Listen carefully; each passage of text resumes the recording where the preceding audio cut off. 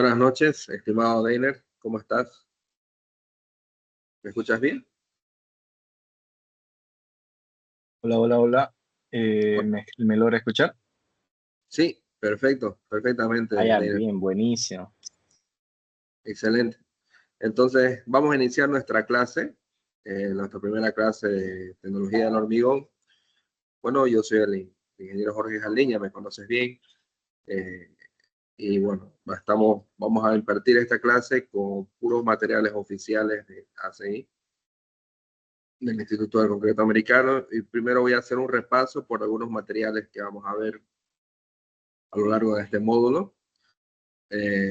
Y bueno, voy a compartir mi pantalla.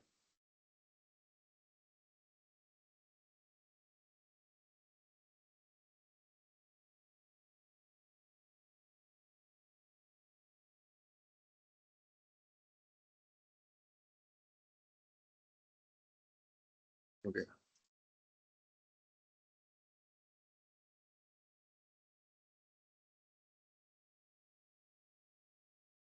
Bien, entonces, en todo lo que implica diseño de mezclas, ya, en todo lo que implica diseño de mezclas, hay varias etapas. Tenemos varias etapas. Una etapa que es la definición de los objetivos.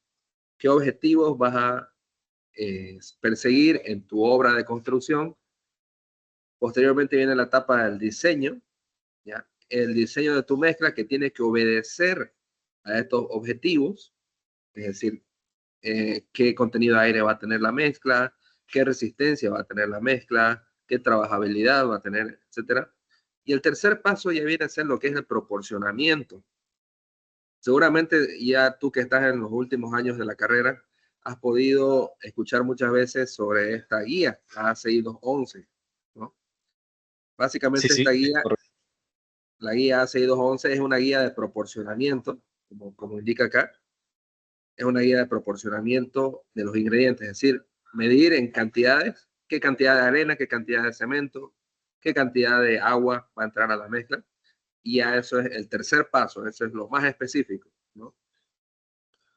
Y como te he comentado, aquí tenemos la ACI 211 del año 2022, de julio de 2022, es la última guía disponible y nosotros siempre enseñamos con materiales oficiales. Entonces vamos a hacer un repaso por esta guía, obviamente de una manera amigable, de una manera que se pueda entender. Y eh, también tenemos esta otra guía que es muy importante, la guía de la PCA. En este caso, la PCA es una organización que en la actualidad se llama ACA, es la Asociación Americana del Cemento, ¿ya? Y específicamente esta guía que se llama Diseño y Control de Mezclas de Concreto, es una guía bastante extensa, tiene, como puedes ver acá, tiene varios capítulos, de capítulos del 1 al 20, y el capítulo que nos interesa en este módulo en particular es el capítulo de diseño y proporcionamiento de mezclas. Entonces, esta guía ofrece un paso a paso bastante bien estructurado sobre el diseño y proporcionamiento de mezclas. Entonces, nosotros vamos a ir barriendo el contenido de esta guía y el paso a paso para poder diseñar y proporcionar mezclas. Adicionalmente, vamos a utilizar este otro recurso que tiene la ACI, que es una guía para contratistas para generar o producir concreto de calidad en la construcción. ¿Ya? Entonces, en esta guía se hablan de muchos temas, como pueden ver, fundaciones, encofrados, refuerzos, etcétera. Pero en particular, el tema que nos interesa para este módulo es el tema de la semana 1, que es la mezcla de concreto. ¿Ya? Entonces, vamos a utilizar este recurso de ACI, que viene a ser, en primer lugar, este capítulo, la sección 1. Bueno, en este syllabus puedes tener un pequeño resumen de lo que trata este módulo. ¿ya? Para aprender a construir con buena calidad, tenemos que empezar por describir qué significa un concreto de buena calidad. Y este módulo va a describir cómo medimos la calidad del concreto desde el diseño y los puntos de constructabilidad, los puntos de vista de constructabilidad. Aquí se aprenderá cómo el diseño y los ingredientes del concreto afectan las propiedades en estado fresco y en estado endurecido del concreto, y en última instancia determinan la calidad del concreto.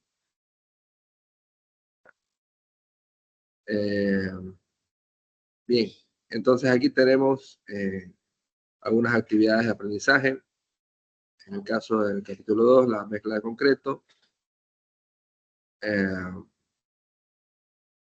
Aquí hay un juego de Kahoot que lo vamos a ver en futuras clases para poder reforzar los conceptos que se asignen a las tareas. Entonces, vamos a empezar esta clase de manera un poco más visual con esta primera presentación, que es la sección 1 del capítulo 2.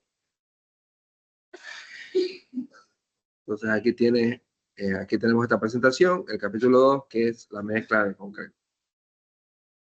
Este es un material oficial de ACI que no lo vas a encontrar en ninguna parte y básicamente lo ofrecemos nosotros por la membresía que tenemos de Faculty Network. Entonces, empezamos. ¿Qué es un concreto de calidad? Son las preguntas que nos empezamos a cuestionar, ¿verdad? ¿Qué es un concreto de calidad? ¿Cómo se define un concreto de calidad? Entonces, ¿quién es responsable del concreto de calidad? ¿Cómo aseguramos la calidad en el sitio de obra? Eso es muy diferente, ¿no? Por ejemplo, tú puedes ser un excelente ingeniero, puedes ser un excelente calculista, puedes ser un excelente laboratorista, diseñas muy bien tu hormigón, pero muchas veces nosotros le damos la receta al que lo va a producir y el que lo produce cualquier cosa, ¿no? No produce lo que se le ha pedido. Nosotros le damos una receta y el que lo produce genera cualquier tipo de mezcla, cualquier tipo de hormigón y no genera la receta que le hemos indicado, ¿ya? También, ¿cómo podemos asegurarnos de que el concreto que el concreto que recibo es exactamente lo que yo he ordenado? Entonces, ahí justamente es un tema importante, ¿no? No solamente remitirse aquí vamos a aprender, por supuesto, vamos a aprender a hacer la receta. Para eso estamos en este módulo. Vamos a aprender a hacer la receta. Sin embargo, no termina solamente en la receta, ¿no? Sino tenemos que hacer un aseguramiento de calidad. Tenemos que ir al sitio donde se produce la mezcla y verificar que la persona encargada haga las cosas bien. Y hay maneras de medir eso. ¿Cómo podemos asegurarnos que el concreto entregado en sitio de obra es el mismo? Ese es otro tema también bastante importante, puesto que muchas veces nosotros sacamos al camión hormigonero de la planta, y este camión hormigonero tiene una cierta cantidad de agua. Y resulta que a espaldas de nosotros, en algún momento, el mismo operador del camión o tal vez el laboratorio, por facilitar el trabajo, o muchas veces a pedido del mismo cliente, por culpa del cliente en este caso, le añaden agua a la mezcla y con eso alteran totalmente la receta original, ¿no? Y luego vienen los problemas de resistencia, etc. Entonces, en nuestra actualidad, en la edad moderna que actualmente vivimos, se trabaja mucho con aditivos químicos, se trabaja mucho con tecnología que nos permite poder tener una mezcla que tenga todas las propiedades de trabajabilidad que necesitamos y resistencia sin necesidad de añadir agua, por ejemplo, ¿no? Entonces, para eso se trabaja con los aditivos, ¿no? Entonces, es muy importante asegurarnos que el hormigón que se entregó en obra es exactamente el mismo que se ha diseñado. Luego, ¿qué puede causar cambios en la calidad? Entonces, ese viene a ser, por ejemplo, material para otro curso, otro módulo que es también muy, muy importante, que nosotros dictamos en paralelo a este módulo de diseño de mezclas, que es el módulo de control estadístico de calidad, ¿no? Entonces, en el módulo de control estadístico de calidad, que ya no está basado en ACI 211, sino que está basado en ACI 214, en ese módulo se enumeran todas las causas de variabilidad en la mezcla, ¿no? Se enumeran todas las causas de variabilidad y en función de esas causas se puede saber, se puede definir a través de diferentes métricas en qué momento la mezcla tuvo un desvío y tuvieron baja resistencia en las muestras de control de calidad, ¿no? Entonces, podemos de esa manera definir y a través de una carta de control, por ejemplo, una carta de control o a través de una distribución probabilística, se puede ver la calidad del proceso de producción. Pero ese es tema de otro modo.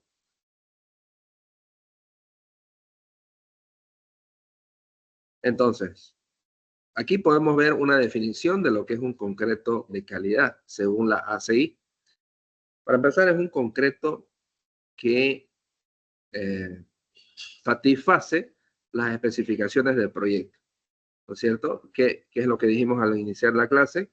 Dijimos que hay objetivos, ¿no es cierto? Hay objetivos en un proyecto que tenemos que cumplir. Entonces, esa es la primera característica de un buen hormigón. Segunda característica, una mezcla económica, ¿no es cierto? La economía es muy importante. Tercera, resistencia y durabilidad. Antiguamente solamente se consideraba o solo importaba la resistencia, pero en los años actuales está entrando con mucha más fuerza el tema de la durabilidad, ¿no? La degradación, por ejemplo, en obras de saneamiento básico, alcantarillado, sanitario, etcétera, los, los residuos químicos de toda la materia orgánica atacan químicamente al hormigón de forma permanente y de esa manera no importa si tu hormigón es muy resistente, pero sí importa si pueda resistir al ataque de sulfatos, por ejemplo, o al ataque de ácidos. Entonces vas a necesitar un tipo de cemento y un tipo de agregado también que te permita resistir esta durabilidad. Entonces vamos a ver las tablas que tiene la ACI 211 en relación a esto, para ver cómo diseñar un hormigón que aparte de resistente sea durable.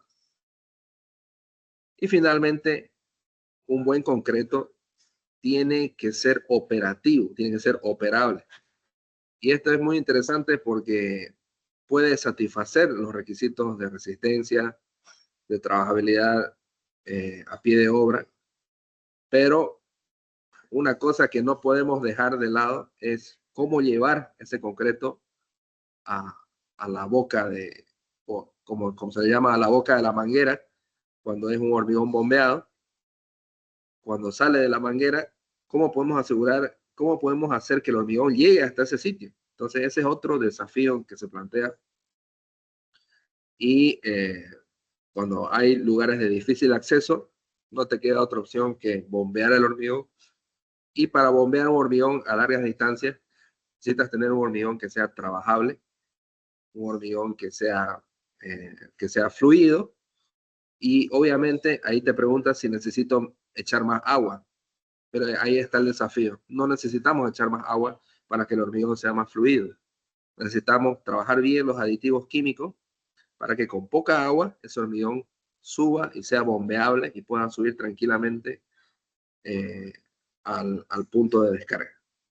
Entonces, esas son las 4 maneras como se mide un buen hormigón.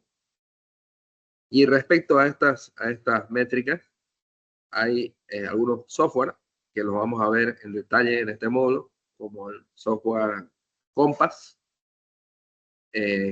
Con ese software nosotros vamos a poder hacer una optimización de un diseño de mezcla, pero que esta optimización pueda resolver un diseño de mezcla en base a un compromiso entre estos 4 objetivos, ¿no? Entonces, esa optimización va a considerar estos 4 objetivos y va a lograr la mejor solución en diseño de mezcla tomando en cuenta estos objetivos. Una Entonces, consulta al respecto de los digamos, aditivos esos químicos que dice, como menciona, ¿no? Una parte importante, ahora que veo la trabajabilidad que menciona, a veces es difícil acceso a bombear y todo eso, sí, y lo que yo he escuchado, utilizan superplastificantes, ¿verdad? Para mejorar ese aspecto de la trabajabilidad, o hay otros más que utilicen. correcto, tienes toda la razón. Utilizan, hay sin número de aditivos. Vamos a ver un video solo de aditivos químicos, que es muy completo. Uno de ellos son los superplastificantes, efectivamente. Hay otros que son modificadores de viscosidad. Y en general, tanto los superplastificantes como los eh, modificadores de viscosidad y en cierta medida también los retardadores de fraguado son en general reductores de agua. Se les denomina reductores de agua. Ahora ahí te preguntarás, ¿qué significa reducir agua? No es que tú le echas el aditivo y el agua por arte de magia se evapora o desaparece, sino que tú echas el aditivo y lo que hace el químico es que hace que las partículas de cemento, normalmente las partículas de cemento se pegan entre ellas cuando se hidratan por el calor de hidratación y forman flóculos, como unas bolitas, Ujú. forman flóculos. Entonces, lo que hace el aditivo es despegar esas partículas y hace que el agua que hay en la mezcla fluya libremente entre las partículas. Entonces, Mm. por consecuencia, necesitas poca agua, ¿no? Necesitas poca agua para lograr el mismo asentamiento o la misma trabajabilidad. Ah, claro, ¿verdad? Ujú. Entonces, a eso se les llama superplastificante, que con muy poca agua, ese químico entra, libera todas las partículas y el agua fluye libremente. Entonces, ese es el mecanismo. Es un mecanismo que se llama mecanismo electroestérico. Entonces, lo vamos a estudiar igualmente en detalle. Bien, aquí otro aspecto importante que nos indica la ACI es quién es responsable de esta buena calidad de concreto, ¿no? Uh, entonces, en primer lugar, tiene que haber un conocimiento, un buen conocimiento de los materiales y el diseño de mezclas para que la comunicación que se dé a todo el personal sea efectiva. Entonces, aquí precisamente estamos en este módulo para tener todo este conocimiento, poder dominar el tema para poder dar buenas instrucciones. Uh, Entonces, en este caso, el contratista tiene que tener un buen conocimiento, o tal vez el jefe de calidad, o el laboratorista, etcétera. La persona responsable de la receta tiene que saber esto, ¿no? Y eh, igualmente, generalmente los contratistas, bueno, este manual está hecho para contratistas. El contratista también tiene que indicar las especificaciones, tiene que dominar muy bien qué especificaciones tiene el proyecto. La primera que se nos viene a la mente es la resistencia, es una especificación básica, ¿no? A veces viene también el contenido de cemento, cuántos kilos de cemento voy a emplear por temas de durabilidad. El contratista también tiene que saber los medios y los métodos de construcción, si va a ser un hormigón bombeado, carretillado, o va a ser con grúa, o va a ser una descarga directa, ¿no? Del misma manga del camión, puede ser una descarga directa al piso. Ahora, lo más común para traer mezclas es mediante los mixers, ¿no? ¿Me escucha bien, no? Exactamente. Es lo más común y es la mejor opción. Es la mejor opción.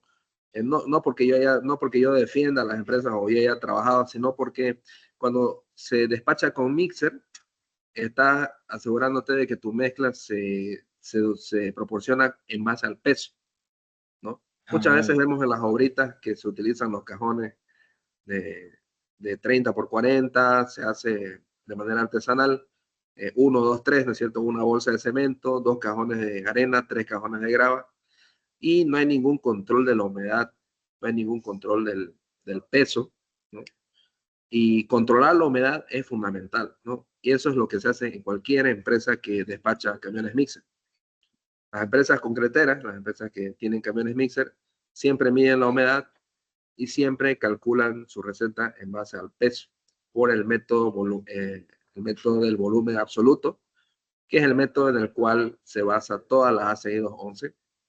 Lo vamos a estudiar muy en detalle en el método del volumen absoluto y vamos a saber cómo las concreteras generan estas recetas en base al peso, ¿no? Y ya, digamos, el contratista directo le dice, quiero un hormigón de tal resistencia o puede añadir otras características como, digamos, el tamaño del agregado y esas cosas. Por supuesto, el contratista puede indicar todas las características que él necesite a la concretera y la concretera se encarga de producir como él le está pidiendo, ¿no? Muchas veces en pavimento, por ejemplo, el contratista te va a pedir quiero un agregado de 1,5, ¿no? Y a veces, muchas veces, en la realidad boliviana, ni el contratista sabe por qué se usa un agregado de 1,5 pulgadas en pavimento, ¿no? Ujú. Probablemente las concreteras sí saben bien ese motivo. El contratista lo que más te va a pedir es la resistencia. Necesito una resistencia de 25 megapascales o 30 megapascales y te va a pedir el asentamiento. Mire, yo necesito un hormigón que tenga 20 centímetros de asentamiento porque hace calor y la gente no quiere que haga mucho esfuerzo, ¿no?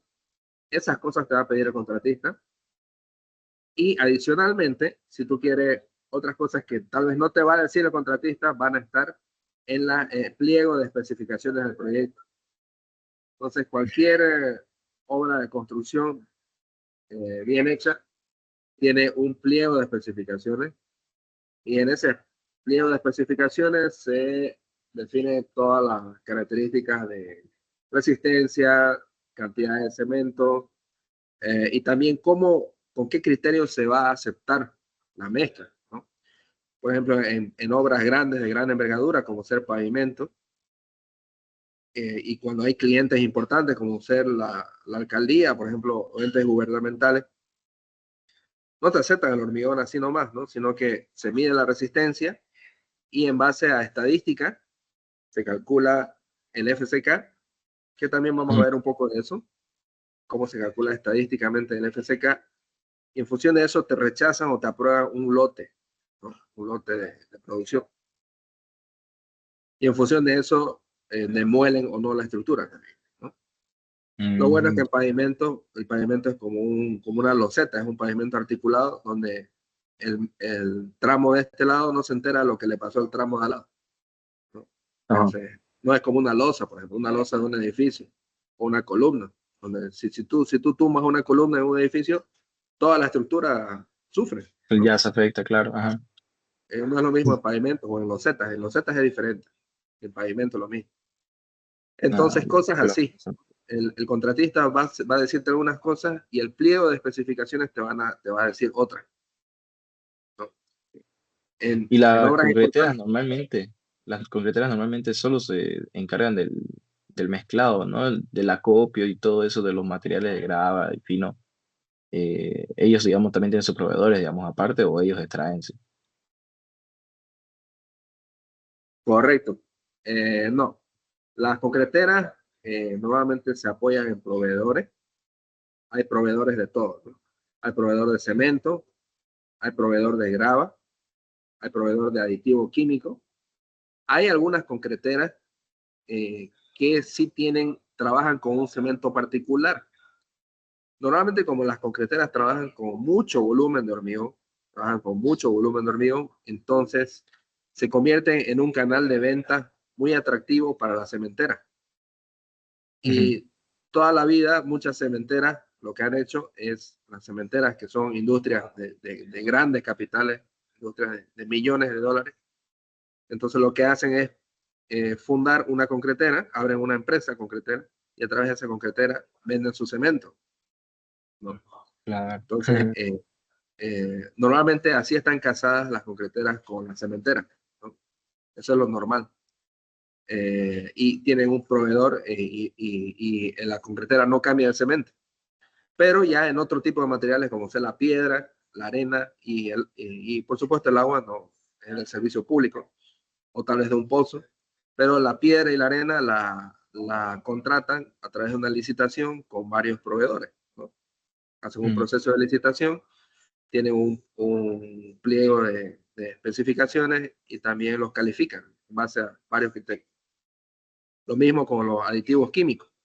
Pueden venir varias empresas, hacen su propuesta y la empresa concretera decide cuál es la mejor oferta, ¿no? ya. Ahora, como tú dices, la concretera se limita a producir la mezcla, te la deja en obra y lo que tú hagas como constructora o como contratista a partir de ese momento es tu problema básicamente. Entonces, esa es la línea que divide la producción del material de construcción y la ejecución de la obra.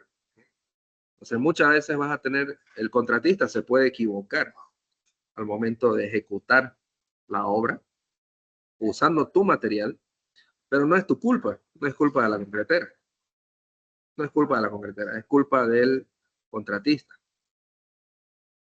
Muchos problemas de resistencia del hormigón son a veces culpa del contratista, porque no hubo un buen vibrado, no hubo una buena coordinación, no hubo un buen curado. Tú sabes que el hormigón hay que curarlo cuando está endurecido para que pueda seguir ganando resistencia, ¿no?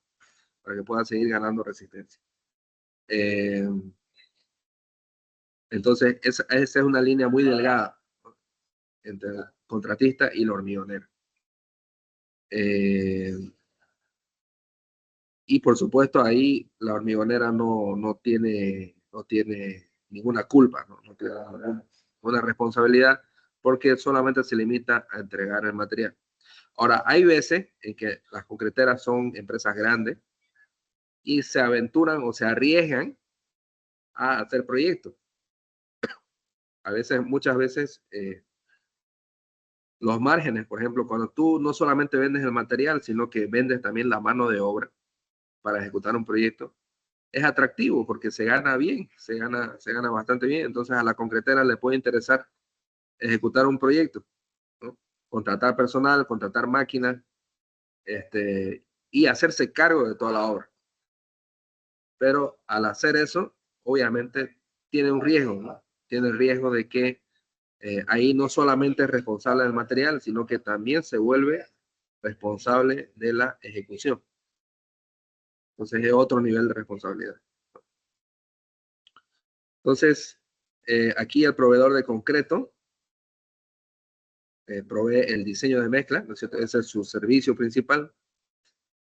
Y el objetivo es asegurar lo que es la economía, la velocidad de la construcción, la facilidad del colocado y el terminado y la calidad.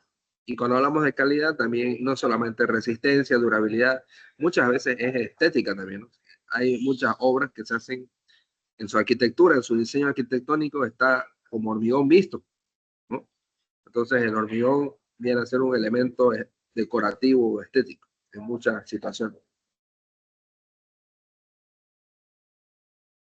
Bien, y aquí ya en todo lo que tiene que ver con control de calidad en el sitio, eh, uno, unos ensayos muy importantes son los que se mencionan aquí en esta lámina, ¿ya?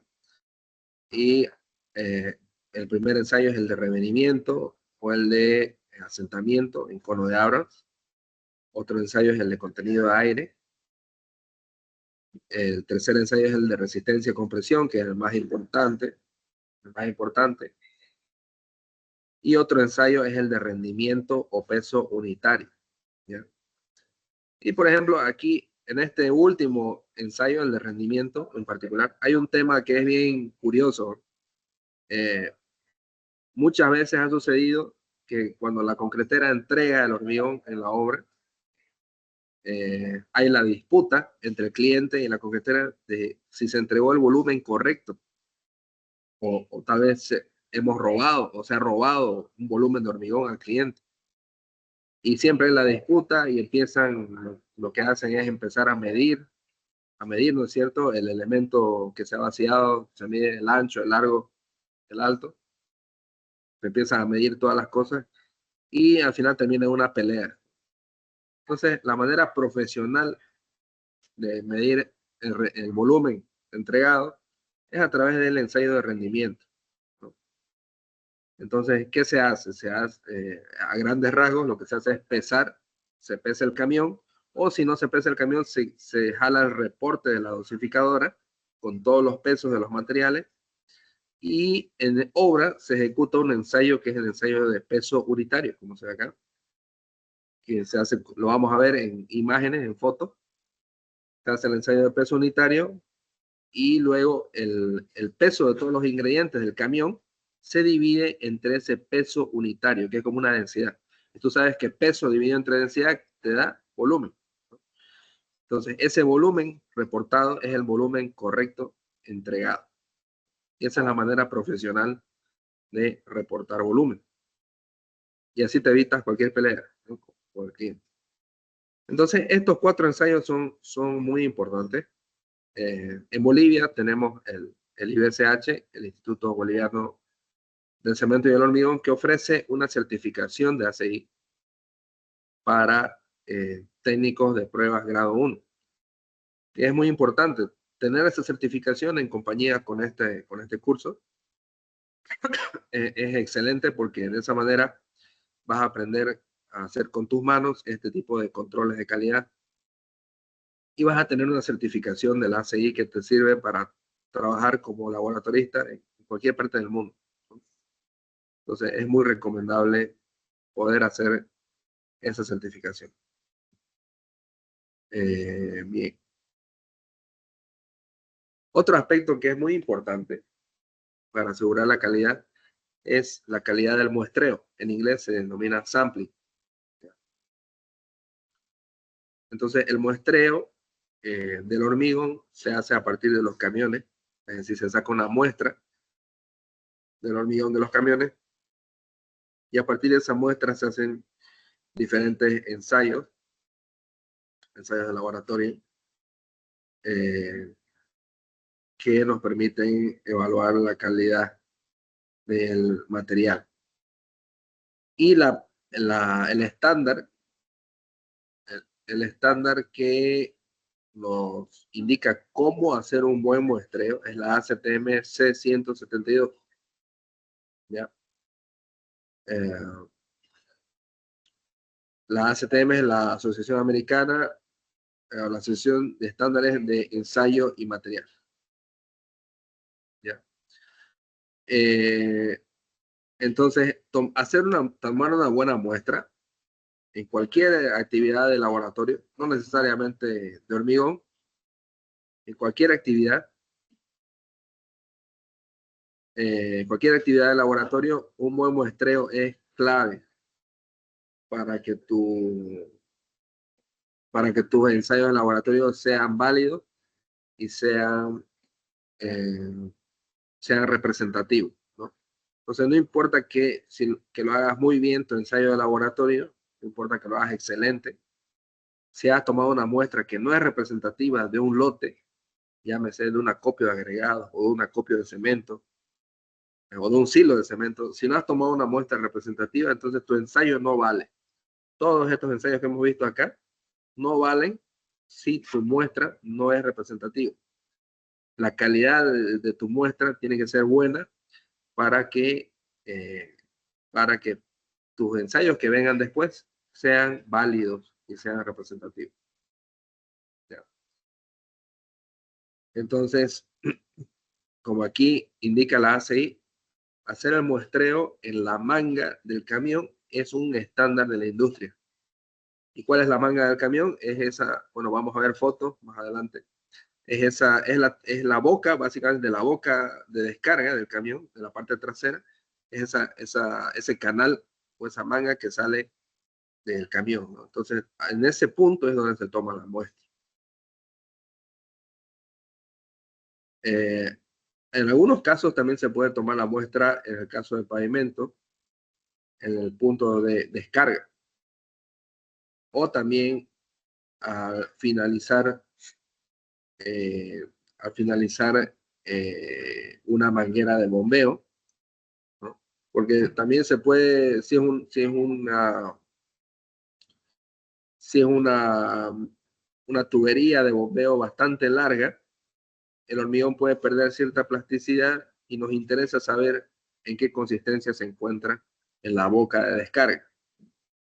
Entonces, ahí también se podría tomar una muestra cuando la tubería es muy larga.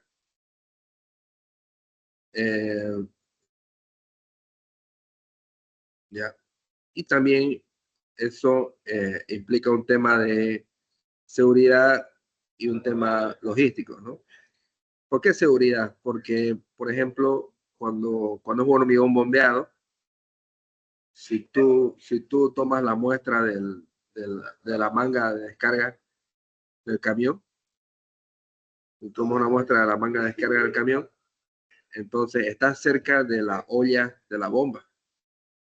Y en la olla de la bomba hay unas aletas metálicas que si no tiene una rejilla o no tiene una protección es muy riesgoso. Podría matar a una persona. Entonces, en esos casos, obviamente se considera la seguridad y se elige tomar la muestra al final de la tubería para no estar cerca de la olla. Otro aspecto importante del muestreo es que el muestreo tiene que tomarse del tercio central del trompo del camión, ¿no?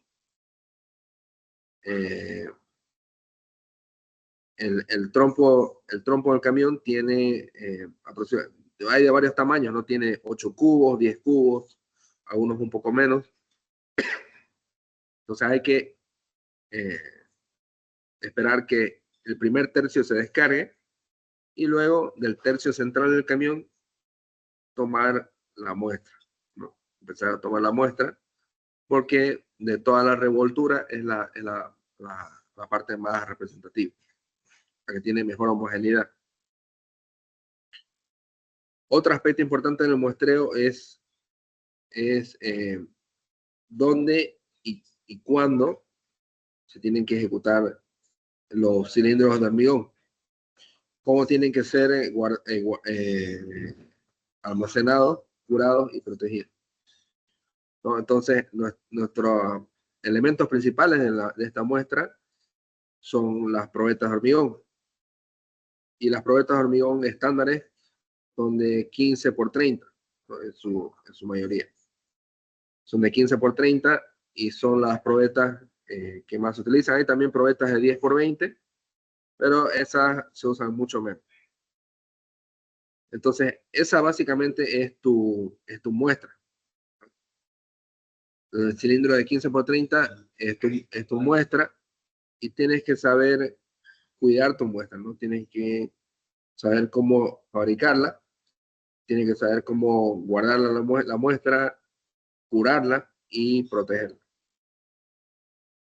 En este sentido, vamos a ver dos tipos de cilindros, ¿no? Hay cilindros que son de laboratorio, o los cilindros de la concretera, y los cilindros de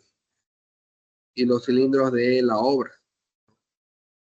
Entonces, los cilindros de la obra le van a servir al contratista para verificar la calidad de su ejecución, y los cilindros de laboratorio le van a servir a la concretera para evaluar su resistencia potencial.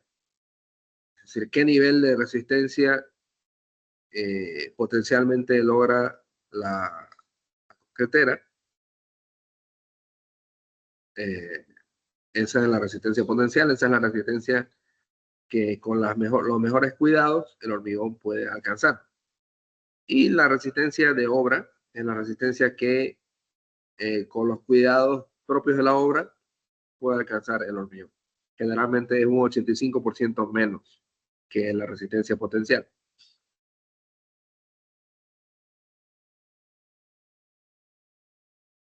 Entonces, como te decía,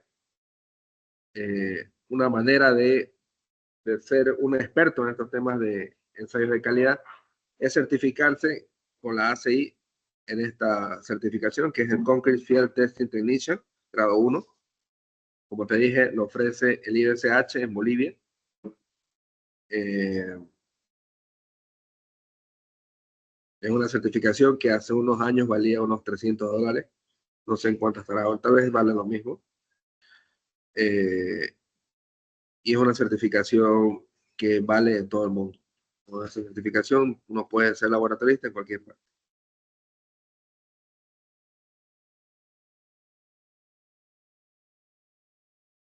Bien, otro aspecto importante en la calidad del muestreo y del ensayo es la fabricación de cilindros compañeros, ¿no?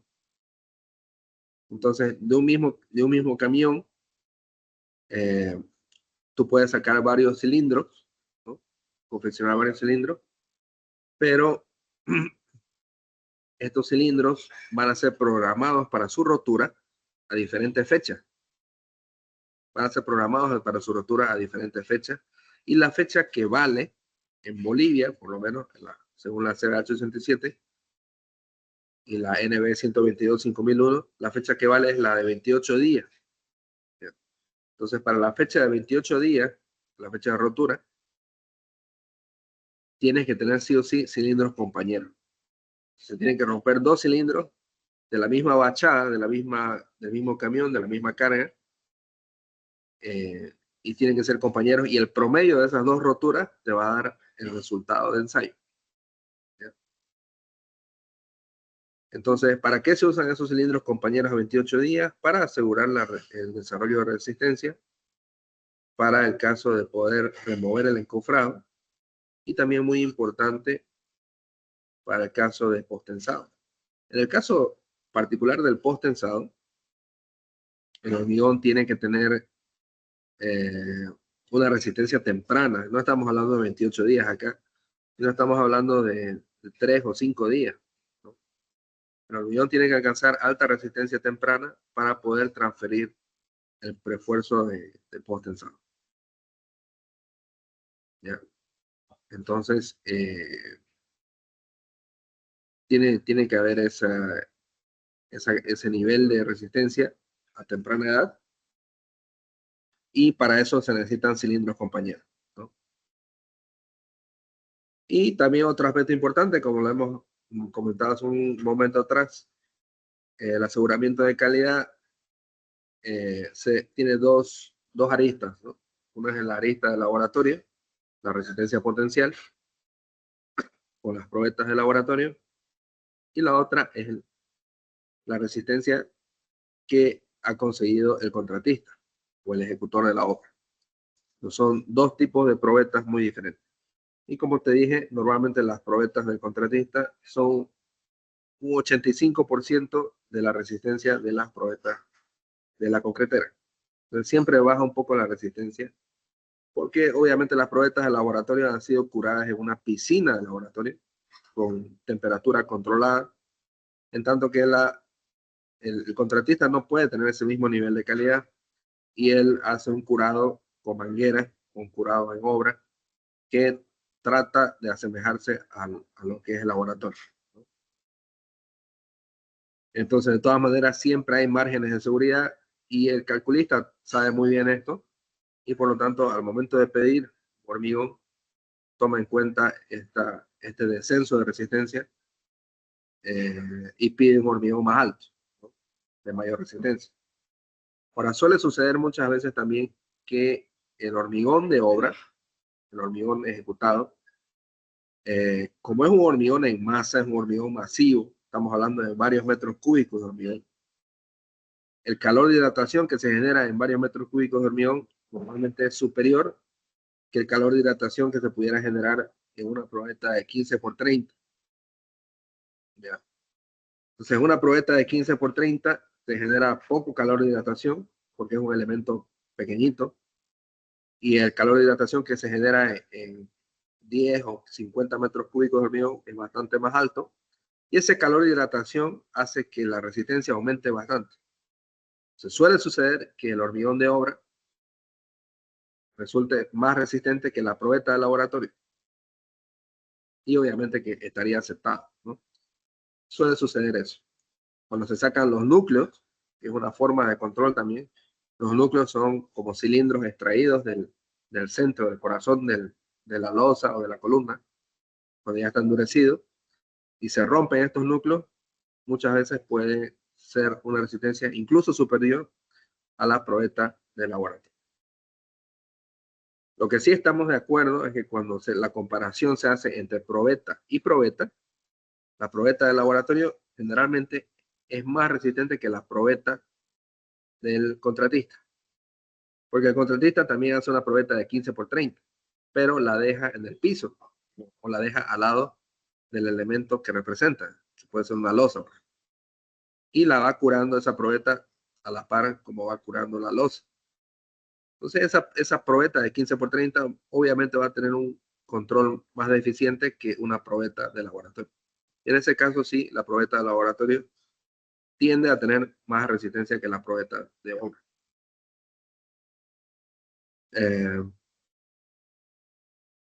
Y por supuesto no está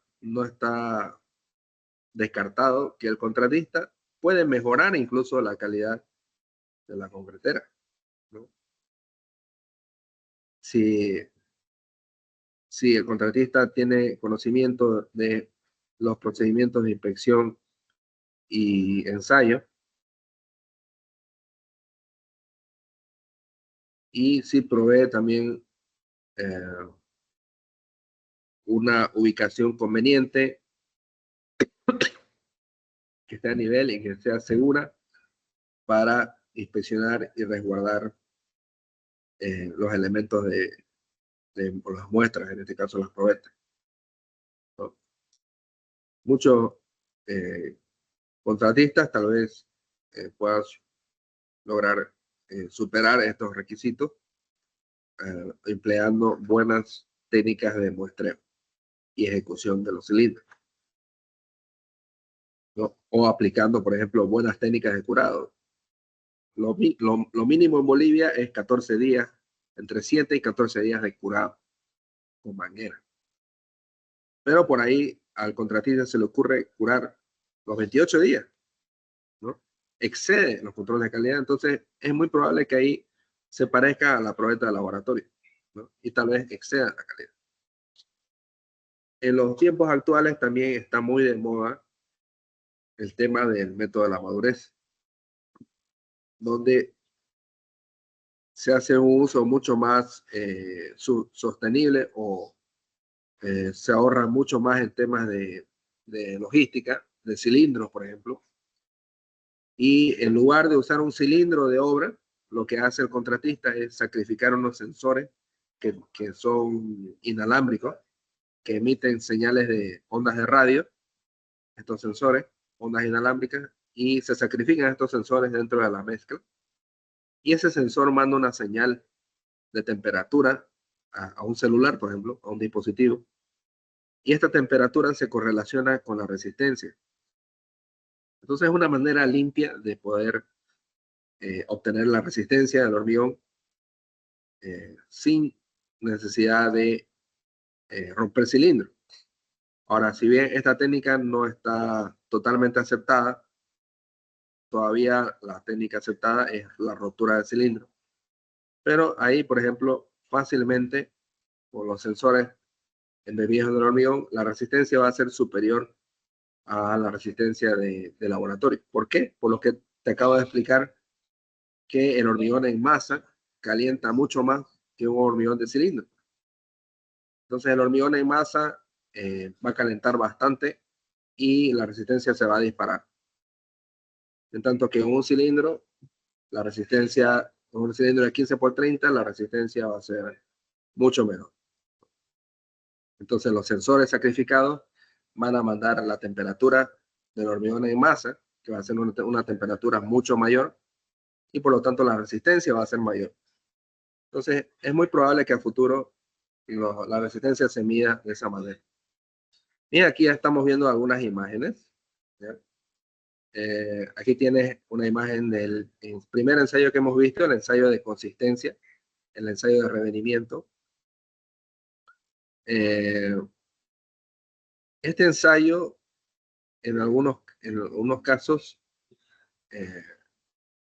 no es un ensayo que nos permita defender la durabilidad, por ejemplo, del hormigón. Como te he dicho, la durabilidad está entrando con mucha fuerza, como un control de calidad, y en este caso, el revenimiento con cono de Abrams, que hemos conocido toda la vida, no nos permite o no tiene una correlación directa con la durabilidad, ¿ya? Entonces, hay otros ensayos como el contenido aire que sí tienen una correlación con la durabilidad, ¿ya? Pero, de todas maneras, el cono de Abrams sigue estando vigente y nos permite conocer la consistencia y trabajabilidad y colocabilidad de la mezcla en el sitio de obra, ¿no? Entonces, es una medida de la consistencia, ¿no?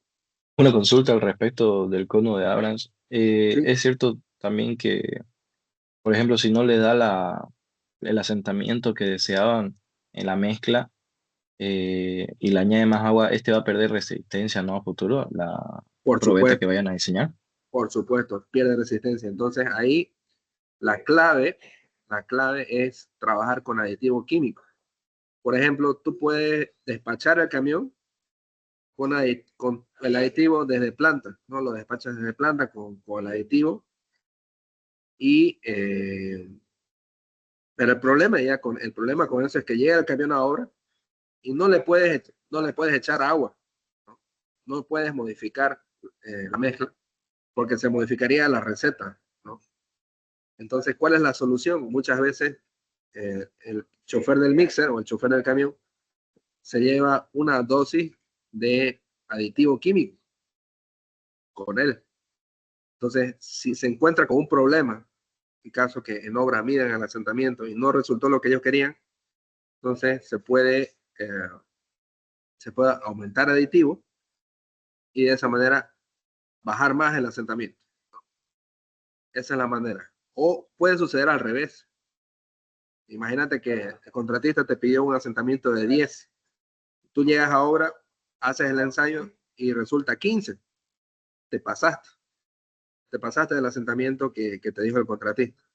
Entonces la solución es al revés, pues normalmente lo que se hace en ese caso es devolver el camión a la planta y aumentarle cemento. Y es un trabajo mucho más técnico y más complicado, aumentar cemento, arena y grava para bajarle el asentamiento, ¿no? Es mucho más fácil arreglarlo cuando tu asentamiento es menor que cuando tu asentamiento es mayor. Si te pasaste del asentamiento ya es un gran problema. De todas maneras, el asentamiento, como todo, como todo control, tiene su tolerancia, ¿no? Y la tolerancia aceptada a nivel mundial es de 1 pulgada, es decir, 25 milímetros hacia arriba o hacia abajo. Entonces, si tú especificas un asentamiento de 10 centímetros, puedes tener un asentamiento de 13 centímetros hacia arriba o un asentamiento de 7,5 centímetros hacia abajo, ¿no? O sea, ese es tu rango de equivocación, ese es tu rango de error, ¿no? Si no aciertas exactamente el asentamiento, te puedes equivocar con eso. Entonces, siempre hay tolerancia, ¿no? En todo. Y esa tolerancia es de 1 pulgada, normalmente. Eh, entonces, el ensayo de trabajabilidad eh, nos provee también una medida de control de calidad entre bachadas. ¿Por qué? Porque si tú mides el asentamiento de un camión y luego mides el asentamiento de otro camión, te vas a dar cuenta de cuáles son las variaciones en el contenido de agua. Te vas a dar cuenta, eh, te vas a dar cuenta también de qué contenido de aire lleva. ¿Y por qué el contenido de aire? Porque se ha demostrado que cuando tú ingresas, eso lo vamos a ver más a detalle en el diseño de mezcla, cuando tú ingresas el contenido de aire al hormigón, cuando tú ingresas aire a través de un aditivo químico, eh, normalmente el aire lo que hace es hacer que el agua fluya más fácilmente todavía. Es como que libera al cemento más todavía, la separa las partículas y hace que el agua fluya. Entonces, el contenido de aire en la mezcla también es un factor que nos permite mayor trabajabilidad. Entonces, si tú comparas la trabajabilidad de un camión con la de otro, te puedes dar cuenta también de cuánto aire tiene un camión y cuánto aire tiene otro, ¿no? Y obviamente podemos asumir muchas diferencias, ¿no? También la proporción de agregados afecta. ¿Por qué afecta la proporción de agregados? Porque si tú eh, metes una mezcla más piedruda, metes mucha piedra en la mezcla, obviamente esta mezcla va a fluir menos. ¿Por qué va a fluir menos? Porque esa piedra, para poder fluir, esa piedra está empaquetada. Si metes mucha piedra en la mezcla, esas piedras tienen una superficie específica.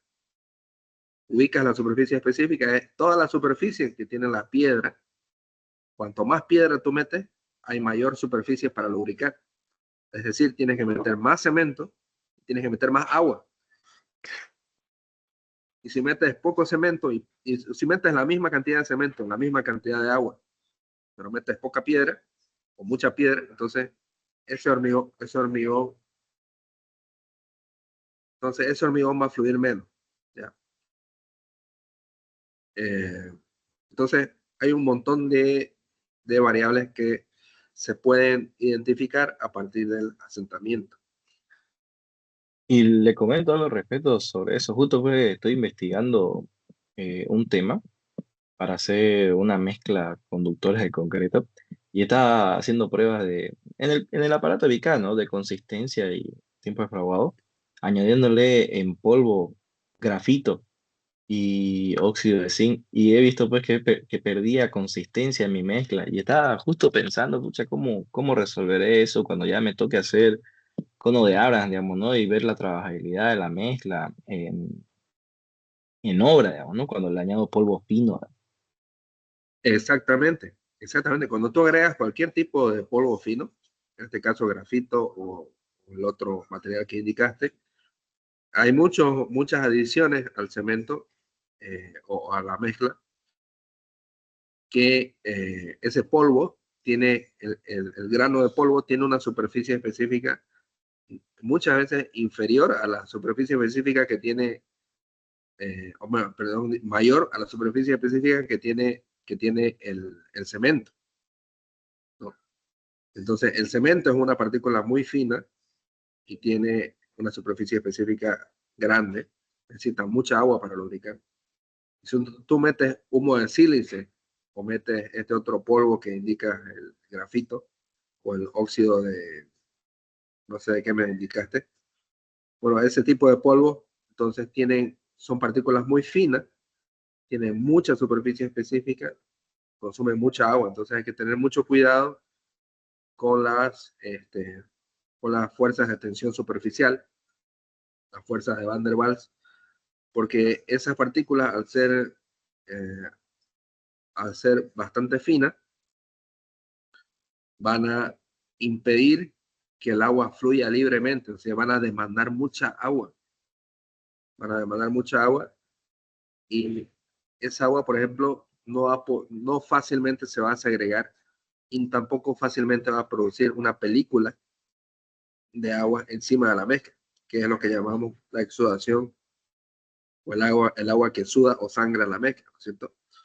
Y en cierta medida esa agua de exudación protege la superficie de la mezcla de lo que se llama retracción plástica, que es un tipo de patología, ¿no? Entonces, cuando usan esas partículas muy finas, hay que tener ese cuidado de curar permanentemente. Hay que curarlas permanentemente para que la superficie no se seque, ¿no? Para que la superficie no se seque y, y no tengas que tener problemas de retracción. Eh, y es muy interesante el tema de la aguja de Vicat, ¿no es cierto? Eh, hay muchas adiciones que hacen que también el tiempo de fraguado se acorte o se alargue, y sobre todo en aditivos químicos, ¿no? Retardadores, obviamente, se alarga el tiempo de fraguado. Eh, pero es bastante notorio en la demanda de agua. Cuando tú haces tu bola, ¿no es cierto? Que se hace la bolita para poder hacer el aparato de VCAT. Entonces, te das cuenta del tiro si necesitas más agua para lograr primero la consistencia deseada con la sonda de Ted Meyer, ¿no es cierto? Que es el otro lado de la aguja, ¿no es cierto? La sonda, que es una sondita de 1 centímetro cuadrado, si mal no recuerdo. Entonces, esa sonda te va a indicar, ¿no es cierto?, en un determinado tiempo y con una determinada profundidad, te va a indicar la consistencia normal de la pasta. Y, y ahí te vas a dar cuenta que en tu cemento, si necesitas más agua o menos agua, para lograr esa consistencia normal, que a veces es difícil encontrar ese punto de consistencia normal, ¿no? Eh, Sí, justo estaba batallando hoy día en el laboratorio para hallar ese punto de consistencia cuando le añadía diferentes porcentajes. Mía, cada variación de 5 ml que hacía. Y con el grafito, justamente por eso mismo que menciona de la superficie específica, me puse a estudiar en la tarde para ver por qué cada 5 ml subía poquito a poquito. Porque normalmente cuando hago con la pasta de cemento normal, cuando voy variando con 5 ml de agua, ya se nota pues una gran diferencia de 5 milímetros de profundidad que se aumenta, digamos, ¿no? En cambio, cuando le añadí el grafito y le fui variando con 5 ml de agua, me varió entre 5 ml y 5 ml 2 milímetros apenas, digamos, ¿no? En promedio. Y se nota, digamos, ese efecto que menciona de la superficie específica, en especial de este elemento del grafito. correcto, es correcto. Por ejemplo, en el humo de sílice, si tú usas humo de sílice, el humo de sílice es mucho más fino que el cemento. Entonces, ahí te va, echarle humo de sílice a una pasta de cemento y te vas a dar cuenta cómo cambia totalmente, ¿no? El metacaolín también otro tipo de adición muy fina. Ahora, eh, tienen sus desafíos, tienen sus complejidades, pero no deja de ser beneficioso añadir este tipo de adiciones a la mezcla. Trae sus beneficios. Hay beneficios en estética, en el caso del humo de sílice, en resistencia, mucha durabilidad al desgaste. Entonces trae sus beneficios, ¿no? Ahora, lo que dice la ACI 211 y lo que dice también el manual de la PCA es que tú tienes que mantener, o sea, cumplir tus objetivos de durabilidad, resistencia, pero mantener una mezcla lo más simple posible. O sea, una mejor mezcla no significa que tenga 100 ingredientes. Una mezcla que tiene pocos ingredientes pero que cumple el mismo propósito es mejor, porque es mucho más fácil de administrar esa mezcla. No se complica tanto, no tienes que hacer tantos cálculos. Te vas a dar cuenta ya cuando vayamos viendo la ACI 211 que muchas veces tú haces una receta y haces tu bachada de laboratorio, ¿no es cierto? Haces tu pastón de prueba. Y haces ese pastón de prueba y te das cuenta que no le diste al blanco en el asentamiento o en el contenido de aire. Y tienes que repetir. Y para repetir la receta, tienes que respetar el método del volumen absoluto. Entonces se convierte en un problema de cálculo donde si tú desplazas la cantidad de un material, como no existe el vacío, ¿no es cierto? Dentro del metro cúbico de hormigón no hay el vacío. Entonces, si tú desplazas unos litros de un material, otro material tiene que ocupar ese vacío y otro material tiene que ocupar ese vacío. Entonces, es un efecto en cadena que hay que tomarlo en cuenta al momento de diseñar el nuevo pastón de prueba. Entonces, no es fácil. Eh, cuando no la chuntas al principio, tienes que hacer ese trabajo de cálculo. Eh, entonces, ahí se puede perder un tiempo valioso y ese es un trabajo de prueba y error. Prueba y error. Ahora, en nuestro módulo, nosotros vamos a llevar una componente importante que es dinámica de sistemas. Dinámica de sistemas es un paradigma de simulación que se imparte en el MIT, el Instituto Tecnológico de Massachusetts, que es la mejor universidad de ingeniería del mundo. Y ese paradigma de simulación lo han creado allá. Entonces nosotros usamos esa tecnología para simular un pastón de prueba simular varias repeticiones hasta lograr un estado de una estabilidad entre todos los ingredientes y poder hacer un punto de partida óptimo, ¿no? Poder partir con una receta que te genere el menor error posible. ¿Y cómo lo logramos? Lo logramos a partir de la PCA, como te había mostrado aquí esta guía. Este capítulo en particular tiene la experiencia de más de 100 años de experimentación de mezclas de prueba. Tiene mucha experiencia en bebida en este capítulo de parámetros de mezcla que te permiten hacer este tipo de simulaciones con dinámica del sistema y poder generar una receta en base a toda esta sabiduría, ¿no? Y generar un punto de partida que sea con la menor cantidad de errores posible.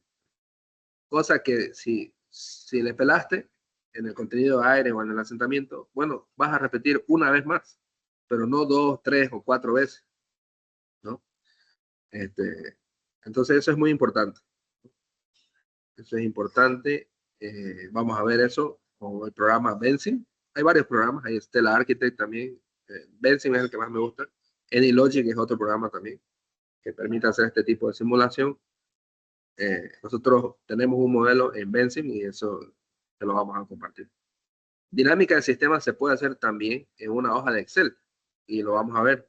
Tenemos un video donde hacemos el modelo en una hoja de Excel. El único problema en la hoja de Excel es que a veces la hoja de Excel te genera referencia circular, ¿no? Y esta referencia circular es un problema al manejar variables en estos modelos.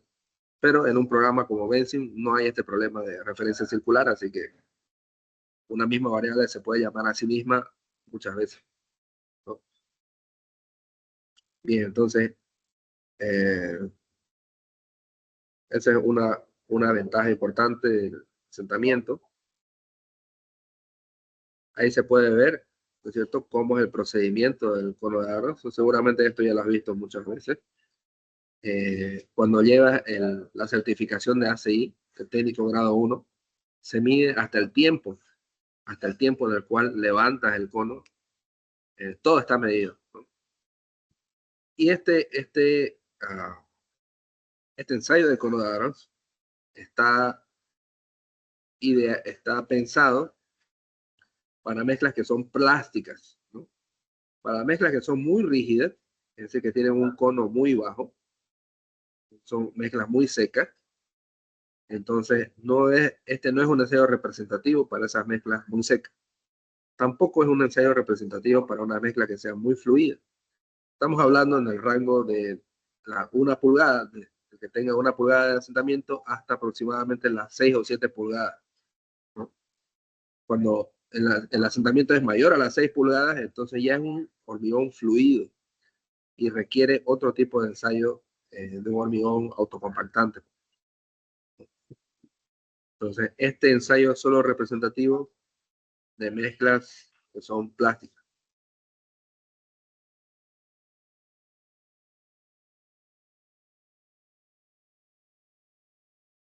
Bien, otro ensayo que también es importante y lo hemos visto acá, creo, en alguna foto. Bueno, vamos a ver fotos de eso más adelante.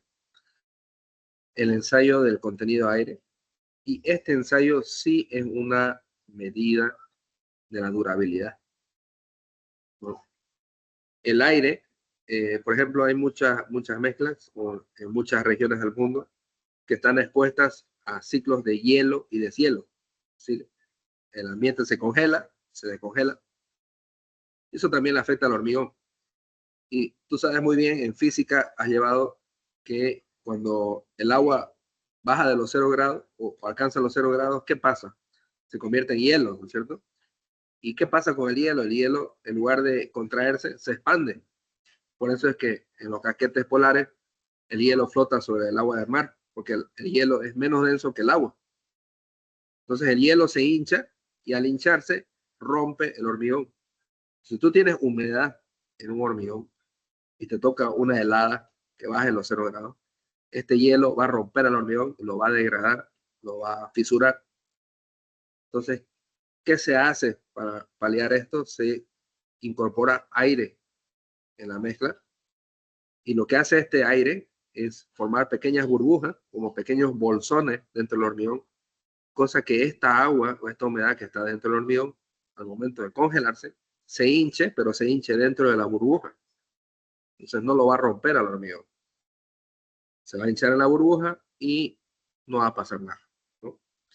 Ahora, entonces es una medida o es un control que está muy relacionado a la durabilidad, ¿ya?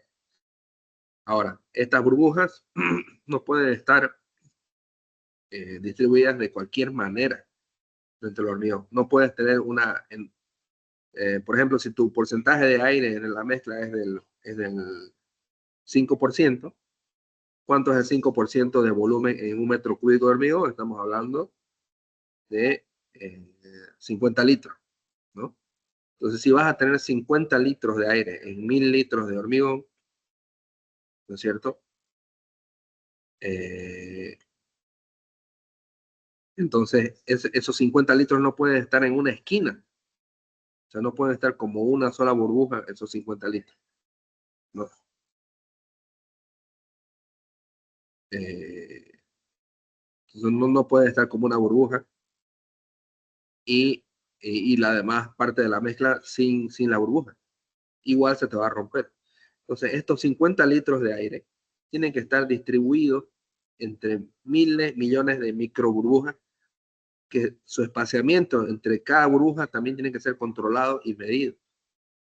Entonces, la tecnología de aditivos actúa mucho en esto para poder distribuir las burbujas de manera correcta. Hay muchos aditivos que hacen este trabajo y nuevamente, no es que el aditivo entra y hace aparecer o fabrica las burbujas por arte de magia. Eso no sucede. Lo que sucede es que las burbujas se forman en la mezcla al momento de batir la mezcla, al momento de mezclarse la mezcla, al momento del mezclado, ahí se generan las burbujas. Lo que hace es, el aditivo, es aprovechar mejor el aire que está envuelto en este proceso de mezcla y lograr que se formen mayor cantidad de burbujas por efecto del mezclado, ¿no? Y bien, entonces hay dos métodos para medir el contenido de aire. Hay el método de presión, que lo vamos a estudiar a fondo también, y el método volumétrico, ¿ya? El método más práctico, más fácil de hacer en obra es el método de presión. El único problema con el método de presión es, como su nombre lo indica, cuando tú inyectas presión de aire a la mezcla, ¿qué pasa? Este aire con presión no desplaza solamente a la mezcla, sino que se mete en los poros de las piedras. Entonces se pierde un poco de presión ahí y ahí tú tienes que hacer una corrección, un factor de corrección que no lo vamos a ver muy en detalle, pero lo vamos a explicar de manera simplificada. Entonces tú tienes que corregir con un factor esa lectura que te da el manómetro del medidor de presión, ¿ya? Y el otro método, el método volumétrico, ese método sí te permite,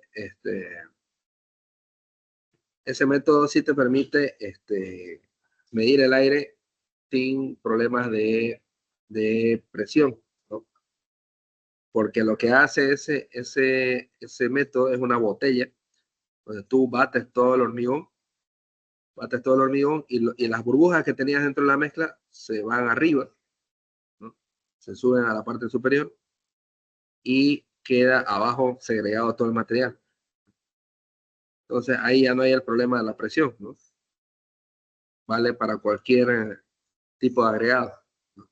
Por ejemplo, para un agregado poroso, que sea muy poroso o muy débil, este primer método no te sirve. El único problema de este segundo método es que es un método muy complicado, tiene muchos puntos de control y aparte es muy pesado, o sea, no tiene que ser un hombre, es una botella que pesa como un niño, es muy pesada para levantarlo y poder batirlo, ¿ya? Pocas mujeres, o he visto mujeres que lo hacen, pero es muy costoso. Y aparte es muy impráctico para hacerlo en obra porque si lo vas a hacer en el piso, es complicado, es incómodo y es mejor hacerlo en una mesa Nosotros en Concretec teníamos una mesa que mandamos a hacer solo para este ensayo. Pero imagínate, teníamos que llevar la mesa a obra y todas las herramientas para hacer el ensayo en obra. Entonces se complica bastante y por eso es que normalmente es más usado el primer método. El primer método es el más representativo. Bien. Entonces, como te comentaba, el contenido aire implica minúsculas burbujas microscópicas de aire que se introducen a través de un aditivo incorporador de aire. Entonces, este aditivo incorporador de aire ingresa las burbujas, las micro burbujas en la mezcla y por efecto del mezclado, no por efecto de que las burbujas se crean por arte de magia, sino por efecto del mezclado, estas burbujas se incorporan en la mezcla y van aprovechando el aire circundante para generar estas microburbujas. Y como te comentaba también, el contenido de aire dentro de la mezcla protege a la mezcla contra los ciclos de hielo y deshielo y también protege a la mezcla por la acción de sales descongelantes. Cuando el pavimento se congela, normalmente se vierte sobre el pavimento unas sales descongelantes que permiten liberar el hielo, ¿no es cierto? Liberan el hielo y ese hielo y esas sales descongelantes también producen un cierto daño eh, sobre el hormigón, ¿no? Una degradación. Entonces, y producen geles expansivos. Entonces, para evitar que esa expansión genere daño a la mezcla, hay estas burbujas de aire. ¿Ya? Entonces, el hormigón sin un contenido de aire apropiado se va a romper, o will scale, como dice acá la lámina, se rompe y incluso con prácticas de construcción apropiadas, ¿no? Entonces, este contenido de humedad tiende a romper el hormigón. Ahora, aquí hay un detalle importante. Por ejemplo, cuando tú fabricas hormigón, es mentira que el hormigón cuando se compacta, porque tú sabes que tú viertes el hormigón en la obra y se usa el vibrador, ¿no es cierto? Se usa el vibrador para poder liberar todo el aire que tiene la mezcla y poder compactarlo lo más posible, ¿ya? Pero si tú mides el aire después de haberlo vibrado el hormigón, te vas a dar cuenta que no ha perdido todo el aire, ¿no? No ha perdido todo el aire. Y cuando tú haces el ensayo del contenido de aire eh, eh, en laboratorio o en planta, te vas a dar cuenta que también queda un contenido de aire dentro de la mezcla, ¿no? Eh, entonces, siempre queda un contenido de aire. Y este contenido de aire es valioso, o sea, hay que saber medirlo, ¿ya? Hay que saber medirlo, hay que medirlo varias veces para lograr un valor constante, ¿no? Para encontrar un valor constante, ¿ya? Hay que saber medirlo, hay que medirlo varias veces. Y cuando lo encuentras ese valor te sirve para hacer tu diseño de mezcla, ¿no? Porque tú en tu receta vas a considerar los litros de aire que normalmente acumula tu mezcla con tu aditivo, ¿ya? Y algunos clientes pueden decir, no, pero eso es robar. ¿Cómo le va a quitar 20 litros de hormigón a mi mezcla? ¿Por qué no lo hace 100%? Porque es imposible. Siempre queda un contenido de aire. ¿Qué pasaría si yo hago mi receta y no considero los 10 o 20 litros de aire que se generan normalmente? Lo que va a suceder es que va a sobrar hormigón, porque siempre el aire va a estar ahí, va a sobrar hormigón, va a generar desperdicio y esa es una pérdida de dinero. Esa es una pérdida de dinero. Entonces tú le vendes a un cliente un hormigón compactado que sin embargo va a tener cierta cantidad de aire. Siempre va a tener aire. O sea, no es un pecado considerar el aire en la receta. Hay que hacerlo, ¿ya? Entonces, como hemos dicho, también este contenido de aire va a afectar la capacidad de colocado, el terminado y el rendimiento, ¿no? Va a afectar el rendimiento. Ahora, no todo es ganancia, ¿no? Hay puntos en contra. El problema con incorporar aire es muy sencillo, que la mezcla pierde densidad, pierde peso específico. Y ya sabemos que la densidad está directamente correlacionada con la resistencia. Entonces, al perder densidad la mezcla, pierde resistencia. Al meter aire, perdemos resistencia. Aproximadamente la medida que dicta la PCA, que es este manual de acá, este manual nos indica que por cada 1% de aire que metemos adicional, se pierde un 3% de resistencia. Entonces hay que tomarlo muy en cuenta. Y si en algún momento te toca diseñar una mezcla que obligatoriamente tiene que llevar 6% de aire, que es porcentaje elevado, tienes que considerar diseñar una mezcla que igual exceda la resistencia, porque sabemos que la resistencia va a bajar, entonces diseñamos una mezcla más resistente, ¿no es cierto? Bien, entonces eso es importante tomarlo en cuenta.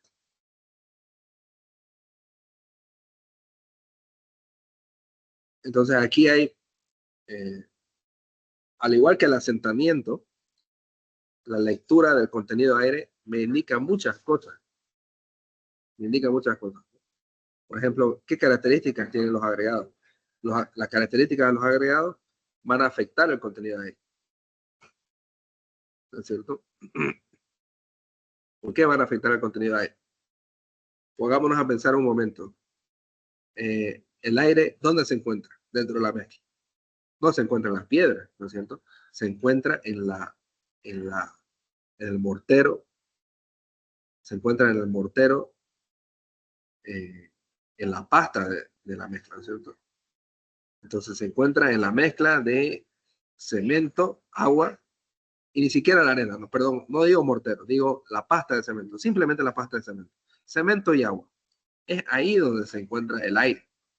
No se encuentra en la arena ni tampoco se encuentra en la piedra. Pero ¿cómo afecta la piedra y la arena?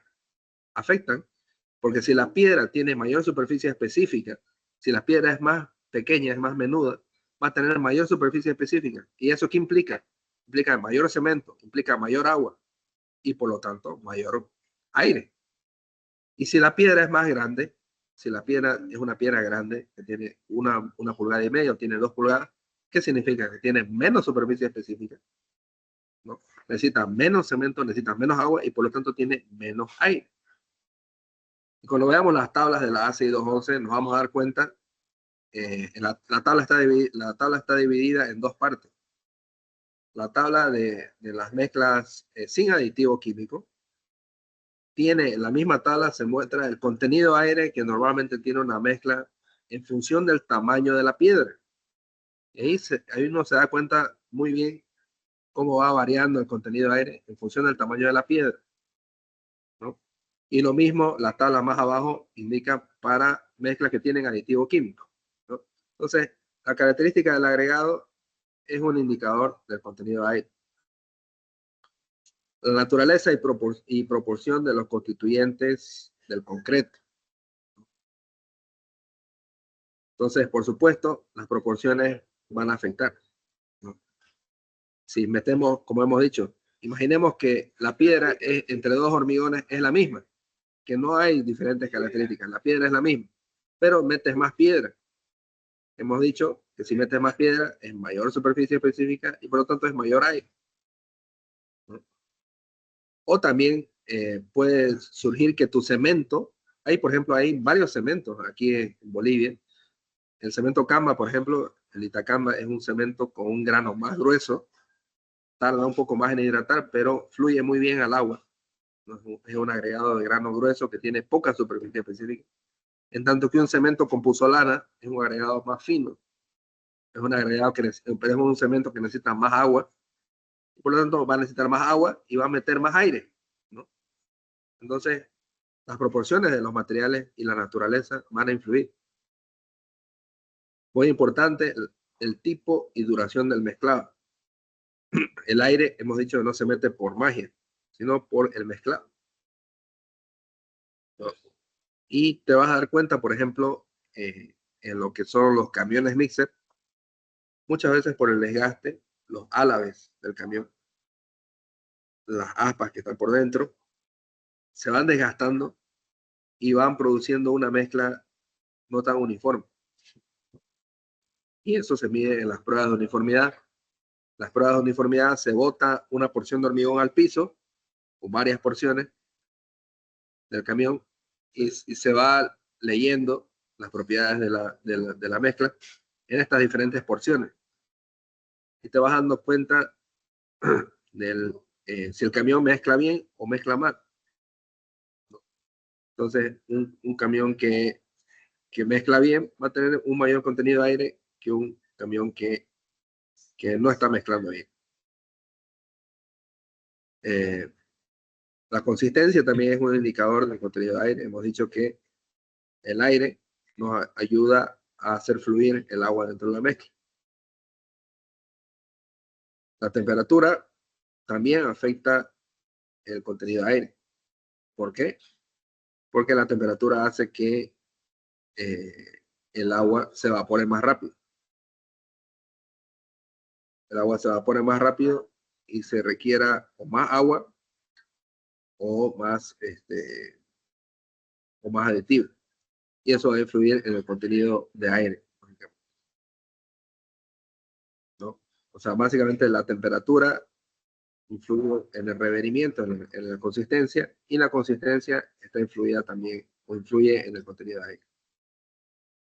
Hemos dicho también la finura del cemento, por supuesto, la finura de los materiales adicionales y los aditivos.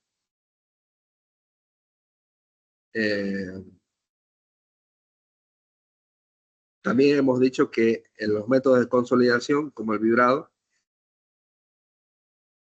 pueden reducir el contenido de aire. O si se utiliza un aditivo químico que sea un autocompactante, por ejemplo. Si es un autocompactante, entonces este aditivo, cuando uno se pasa de la dosis, si uno le echa más dosis de lo necesario, entonces este aditivo te genera una especie de segregación. Tus piedras se van abajo y todo tu aire empieza a salir como burbuja hacia arriba. Sale como burbuja y puedes perder mucho aire, pero no el 100%. Entonces, hay muchas cosas que influyen en el contenido de aire y ahí están las fotitos, justamente ahí. Este es el medidor de presión, este es el método más usado y este es el método volumétrico. Este medidor volumétrico nosotros lo teníamos lo teníamos en Concretec. Hay otro modelo que es uno de aluminio. Lo malo del aluminio es que es más pesado. Este lo hacen de una resina plástica porque es más liviano, más fácil de levantar y batir.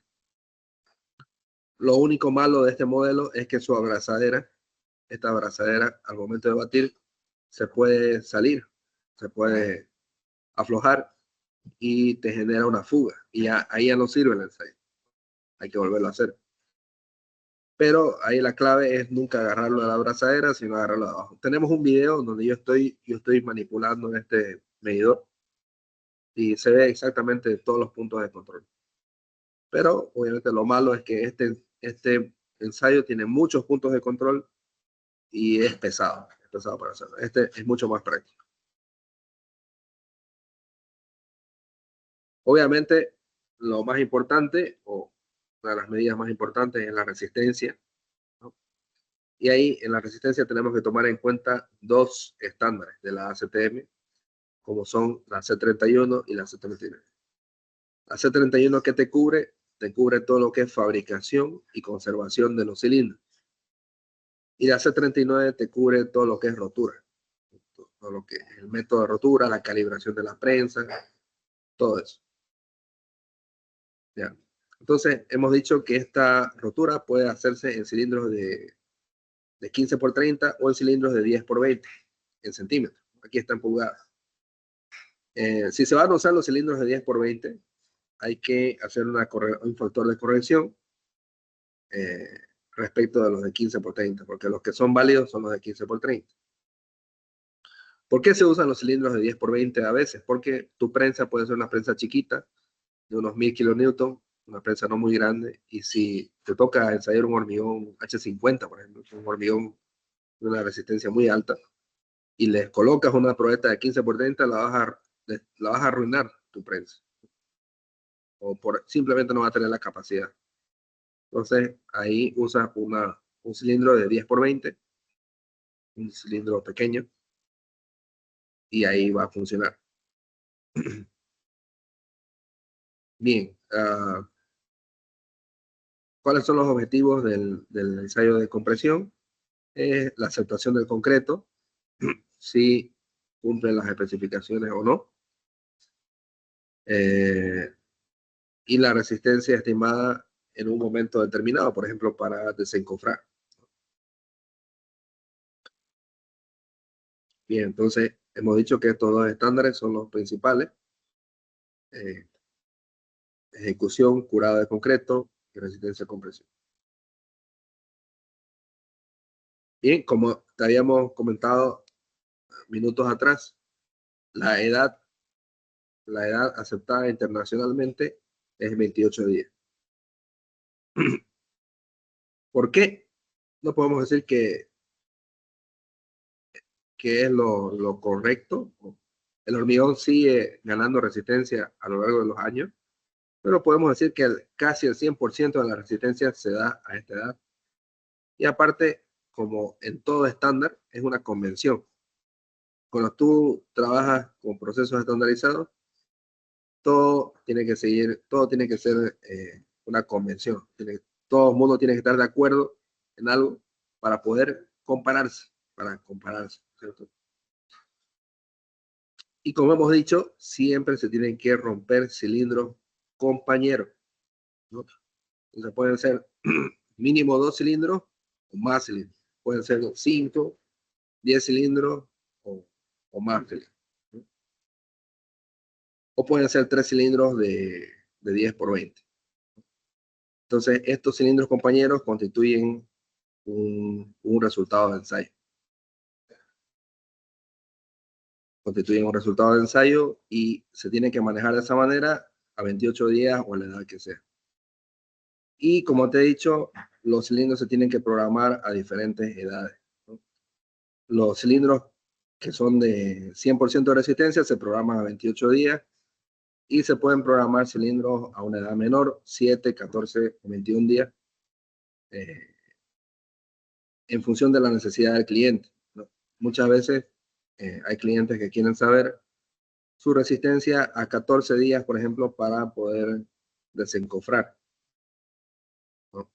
Entonces, utilizan esta resistencia para poder desencofrar la estructura, no necesariamente para aceptar el hormigón todavía o para cargarlo, pero sí para desencofrar, ¿no?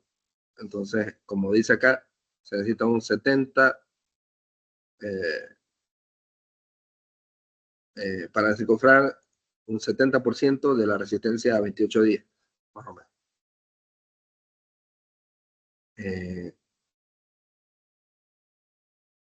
También la C31, en particular la C31, se enfoca en todo lo que es el almacenamiento y el ambiente de temperatura controlado que es requerido, ¿no?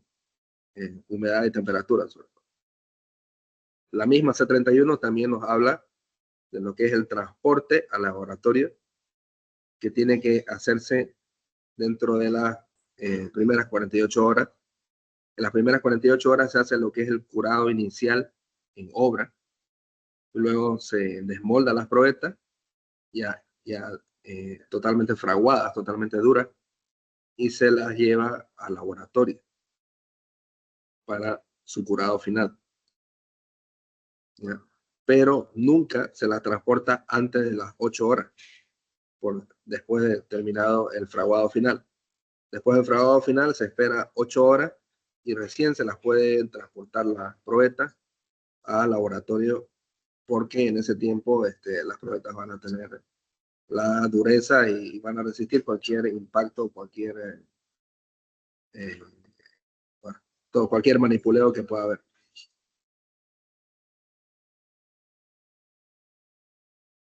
Entonces aquí estamos viendo los cilindros. Hay diferentes tipos de moldes, ¿no? Tenemos los moldes que normalmente conocemos nosotros, son los moldes metálicos, pero hay también moldes que pueden ser descartables. El único problema de estos otros moldes es que se pueden deformar fácilmente. Y eh, vamos a ver cómo es importante. Y hay otro estándar de ACTM que mide la perpendicularidad y la escuadría que tiene que tener los moldes para que tu cilindro también tenga la misma escuadría y tenga la misma perpendicularidad. Aquí podemos ver un bañador tipo Perfacure. Este bañador también se puede usar en obra para curar los cilindros durante las primeras 48 horas.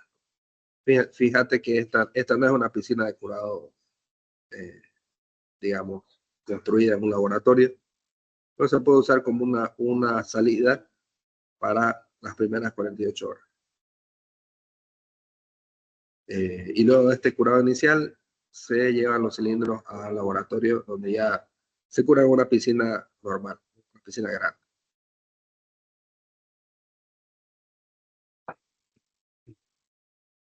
Eh, entonces vamos a ver que en este tema de la aceptación de los ensayos, un aspecto muy común es que puedan haber resultados inválidos. Entonces, antes de aceptar un resultado de ensayo como válido, hay muchos filtros. El primer filtro que hemos dicho es el filtro del muestreo, ¿no? El muestreo es uno de los primeros filtros. Después viene todo el proceso estandarizado que se tiene que seguir para elaborar la probeta, ¿no? Por ejemplo, si manipulas de forma inadecuada la probeta o la haces dormir en una superficie que no está nivelada y por lo tanto la probeta no endura con una perpendicularidad o no endura con escuadría, entonces, entonces tu resultado de ensayo no va a ser válido.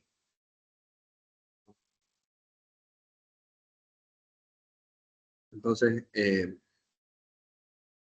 para mitigar este tipo de riesgos y para que todo el mundo haga un ensayo estándar, una fabricación estándar de cilindro, tiene que certificarse con estas dos certificaciones de ACI para hacer la certificación, eh, para hacer la fabricación de los cilindros con el método correcto.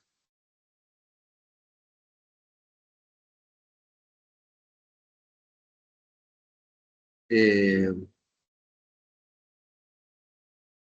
bien, hemos hablado de los cilindros que son de laboratorio, los cilindros que son de la concretera y los cilindros que son de obra. Entonces, el contratista muchas veces puede necesitar estimar la resistencia a compresión a diferentes intervalos, a diferentes días, 14, 21 días, para diferentes propósitos. Por ejemplo, un propósito puede ser desencofrado, pero otro propósito, por ejemplo, puede ser en un edificio construir un piso más arriba. ¿Por qué tengo que esperar los 28 días para construir un piso más arriba? Puedo hacerlo más rápido si conozco el dato de los 21 días, pues, ¿no? Eh, entonces, si la estimación de la resistencia es certera, es precisa, estoy ahorrando tiempo y dinero, ¿no? Y ahí entra, por ejemplo, lo que hemos hablado de los sensores que se sacrifican en la mezcla. Estos sensores nos permiten conocer con precisión esta resistencia y por lo tanto salvar tiempo y dinero. Y justamente ahí está, ¿no es cierto? El método de la madurez es un método no destructivo, no utiliza cilindro, que nos provee resultados en tiempo real, o los cilindros de obra, que se resguardan en similares condiciones de la estructura que representa. El problema con los cilindros de obra es cuando se toca un invierno que es crudo, en países donde hay nieve, donde hay helado, estos cilindros de obra se exponen al hielo y al invierno y luego no sirven porque baja tanto la resistencia que no representan el elemento. Entonces, lo que sí se hace en invierno es usar el método de la madurez y sacrificar esos sensores dentro de la mezcla para, para representar bien la resistencia, ¿no? Muchas veces vas a escuchar localmente que los cilindros que se dejan en obra en invierno acá se tiran, o sea, se aplazan en resistencia, ¿no? Y muchas veces esos cilindros lo que se hace es llevarlos a una piscina y se ponen unos calentadores, unas resistencias, se calienta el agua y de esa manera el cilindro da la resistencia correcta. O sea, no es que se calienta el agua, sino que se atempera a la temperatura bajo norma, que es 23 más o menos 2 grados.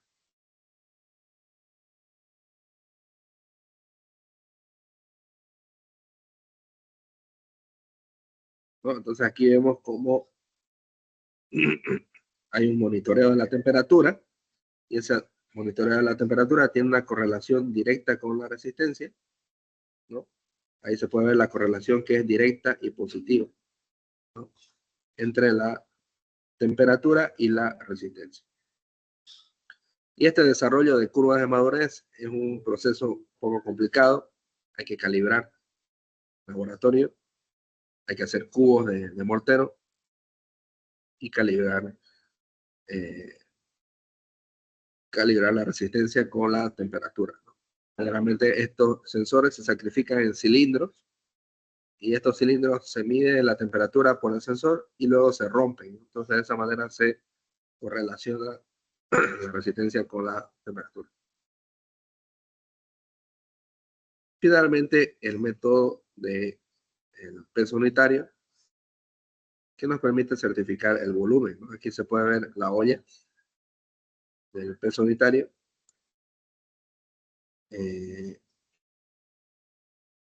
Entonces se necesita una balanza y esta balanza nos indica el peso que tiene la muestra. Esa muestra se divide entre el volumen del recipiente y nos da el valor del volumen, o perdón, del peso unitario. Entonces, como hemos indicado, esa medida nos va a ahorrar muchos problemas porque vamos a poder certificar el volumen que realmente se ha entregado al cliente. Como dice acá, yield is used to confirm the volume of complete mixture. Muchas veces el peso unitario puede ser menor que el peso unitario calculado por el diseño debido a varios motivos. Por ejemplo, si tú en tu diseño consideraste 10 litros de aire, pero sucede que la mezcla tenía 20 litros de aire, entonces tu peso unitario va a ser menor que tu peso unitario hecho en la receta, ¿no? Porque hay el peso unitario teórico y el peso unitario real. Bien, vamos a quedar aquí en la clase de hoy. Tenemos mucho más material. Tenemos esta otra presentación también, que es de la guía de PCA. Y bueno, eso lo vamos a ir viendo en la siguiente clase. Nuestra siguiente clase sería el día sábado. Día sábado podemos definir una hora, digamos, a las 3 p.m., si te queda cómodo, de la tarde hasta las 5 de la tarde. Y bueno, quisiera dejar estos 15 minutos para ver si tienes alguna pregunta, si te ha quedado claro lo que hemos avanzado el día de hoy. Bien, con lo que respecta al avance del día de hoy, bien, me gustó y ya más o menos veo por qué camino vamos a ir y la introducción clara, digamos, ¿no? Con lo que respecta a la clase del sábado, le comento que tengo un examen a las 5, no sé si puede ser en la noche. En la noche, ya. Así a la misma hora, digamos, El 8. problema, el problema de hacerlo en la noche, ¿sabes cuál es? Que eh, el tema de las elecciones que son el domingo, yo tengo que Ujú. trasladarme a otro sitio justo esa noche. Tengo que hacer un traslado Ah, porque tengo ya. que votar en otro lado. Lo que podemos hacer es dejarlo para el siguiente miércoles y no te preocupes, Ujú, no vamos a perder clase. La misma clase que va a hacer el sábado se la va a llevar más atrás y ujú. podemos dictar. Ya la siguiente semana normal la hacemos miércoles y sábado. Ah, ya, Este, perfecto, está bien. y tal vez ahí ya no tengas examen, entonces va a ser mucho más fácil. Sí, sí. Sí, porque es por este sábado más excepcional eso. Sí, va a ser complicado por las elecciones. Entonces, Listo. excelente. Entonces, muchas gracias por tu atención, querido Nainer. ¿Y tú Ujú. A estás usted en igual, la muchas gracias. Católica o estás en la Gabriel? No me acuerdo qué universidad es la tuya. Sí, la Gabriel. La Gabriel, excelente. Entonces lo conoces al ingeniero Eduardo, ¿no? Klinky, ¿no? ¿El Sí, ingeniero Klinky? Sí, lo conozco, lo conozco, lo ubico. perfecto. Genial. Entonces, muy bien. Después vamos a estar armando un capítulo estudiantil, como tú tienes ya la membresía. Ujú. Vamos a hablar con el ingeniero Eduardo